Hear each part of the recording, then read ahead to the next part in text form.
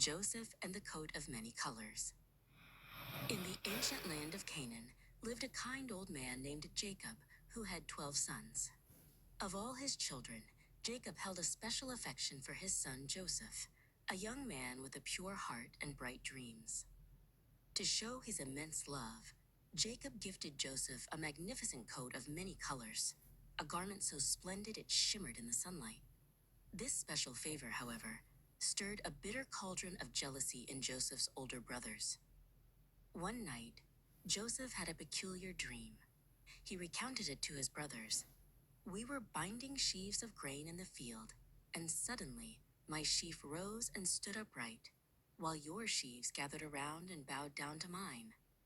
His brothers scoffed, their faces contorted with indignation. "Are you indeed to reign over us? Or are you to have dominion over us?" they sneered. Joseph then shared another dream. The sun, moon, and 11 stars bowed to him. One day, Jacob sent Joseph to check on his brothers, who were tending their father's flocks far away in Dothan. Joseph, ever obedient, set out on his journey, his colorful coat a beacon in the distance. When the brothers saw Joseph approaching, their hearts filled with malice. "Here comes the master of dreams," they whispered, their voices laced with scorn. "Let us kill him and throw him into one of these pits." Reuben, the eldest, intervened. "Let's not shed his blood. Let's just throw him into this pit here in the wilderness, but lay no hand on him." He secretly planned to rescue Joseph later. When Joseph arrived, they seized him, stripped him of his magnificent coat, and cast him into a deep, dry pit.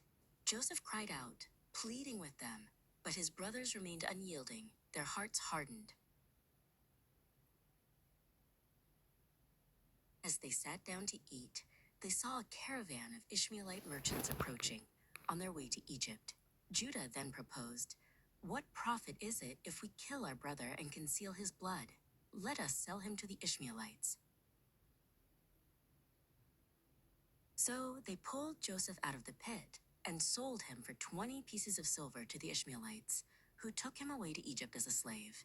Joseph's heart was heavy with sorrow and fear. The brothers then dipped Joseph's beautiful coat in goat's blood and brought it to their father, Jacob. "We found this," they said, feigning distress. "Examine it and see whether it is your son's coat." Jacob recognized it immediately. "It is my son's coat. A wild beast has devoured him." Joseph is without doubt torn to pieces. He tore his clothes, put on sackcloth, and mourned for his beloved son for many days, inconsolable in his grief. In Egypt, Joseph was sold to Potiphar, an officer of Pharaoh and captain of the guard. Despite his dire circumstances, Joseph remained diligent and faithful, and the Lord was with him. Potiphar saw that the Lord blessed everything Joseph did, so he put Joseph in charge of his entire household. Joseph became his trusted steward, managing all of Potiphar's affairs with exceptional skill. Joseph was a handsome young man, and Potiphar's wife Zuleika began to cast longing eyes upon him. Day after day, she tried to entice him, saying, "Lie with me." But Joseph steadfastly refused. "How can I do this great wickedness and sin against God?" he declared. One day, when no one else was in the house, she grabbed his garment, but Joseph fled, leaving his cloak in her hand. Furious and humiliated, Zuleika falsely accused Joseph, claiming he had tried to assault her. When Potiphar heard her story, his anger burned fiercely.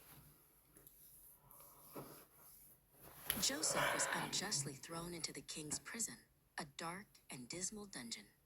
Yet even there, the Lord was with him, and he found favor in the eyes of the prison warden.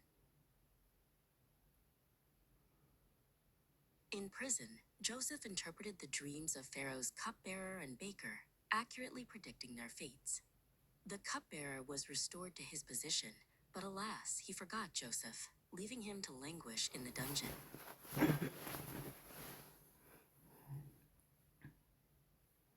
2 years later, Pharaoh had troubling dreams. The cupbearer finally remembered Joseph, who was brought before Pharaoh. Joseph, by God's grace, interpreted Pharaoh's dreams, foretelling 7 years of abundance, followed by 7 years of severe famine. Impressed, Pharaoh exalted Joseph, making him second in command over all Egypt.